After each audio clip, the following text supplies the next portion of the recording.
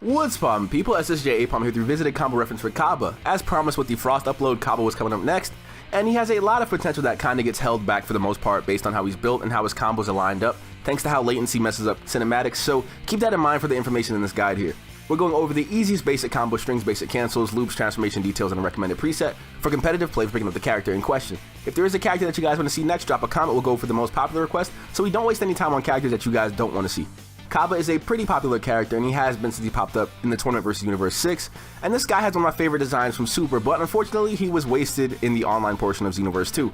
Cabba suffers from multi-hit combo strings and enders that are a bit gimmicky in the air. You can kind of compare him to GT Kid Goku in the sense that he tries to juggle his opponent on his feet. It looks really weird, but hey, doing stuff like that kind of leaves him open to dropping his opponent a lot. To be honest with you, a lot of his combo enders look fairly similar too, and it leads to the same result. This can trip you up if there was like a certain command you were trying to reach, so keep that in mind. Almost all of Cabba's combos are cinematic knockdowns, meaning he becomes way more effective near the ground. My favorite combo string from Cabba is 1 heavy attack, 1 light attack, and then finishing up the combo with 2 heavy attacks.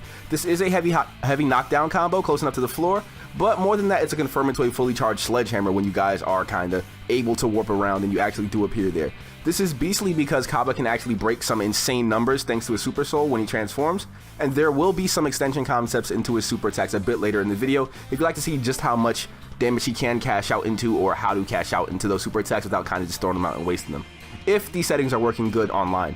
You have access to quite a few cancels, including guard cancels, dash cancels, and even a step cancel that you can use to pressure guards or bait offense.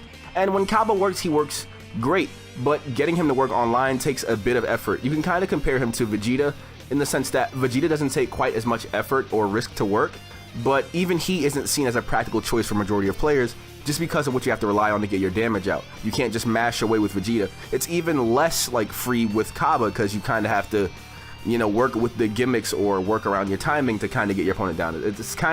It's hard to pick up Cabba, but it's not impossible. Cabba is definitely a step down from Vegeta in my opinion because of the effort required and the risk of error because he leaves himself open to mess up so much. It just sucks to say that because he has a lot of potential to put in work, but getting to work with him on the other hand is a task in itself. His dash speed isn't anything too crazy either, so a lot of your combat is probably best kept in close range using key blast tags, key blast cancels, and etc. to keep you from getting shut out. You might want to have a good neutral game if you're going to pick up Cabba at all. And you can kind of fall back on key explosion to guard your back if your opponent slips behind you. They're a little bit too slippery or they're kind of snap vanish happy. Key explosion is a really good move to kind of catch people messing up, you know, and you can hold it down with your key to keep it going for a little bit longer so you have a bit of a defense to cover your back. With that being said, Cabba has something very interesting with his Super Saiyan transformation. His combat animations actually do change when he transforms. Just a little slightly, but it does change, and it's actually kind of nice. He's the only character I noticed it happen on, and when I saw it, I couldn't unsee it, so I kind of had to go through each combo string and look at them side by side like, hey, did this change? Anyway, transforming lowers his end lag and recovery frames on almost all of his offensive actions, so you'll probably want to try it out just for the sake of getting better frame data to fight with. Thanks to his Super Soul, his Super Saiyan transformation gives him a bonus 20% increase to his melee damage. This means by going Super Saiyan, he gets a 30% increase in all to his damage output on his melee attacks. If you want to compare it to anything, regular Super Saiyan gives you a 10% increase to your damage, and Kaioken Blue gives, say, Goku a 25% increase.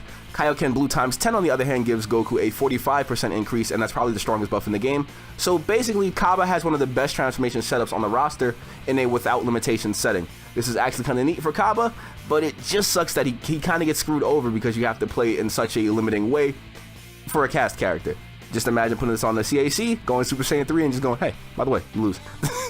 Impulse Slash is an ultimate attack that isn't exactly practical in all settings because it's yet another cinematic ultimate. And 2, they can free the opponent if they aren't stamina broken by the time you start throwing those key blasts, so you're probably better off saving those 3 bars of key for Sledgehammer confirms if you want to optimize your damage with Cabba, or if you just want to go for Impulse Slash, do it during a stamina break so the whole thing hits, and you don't goof up.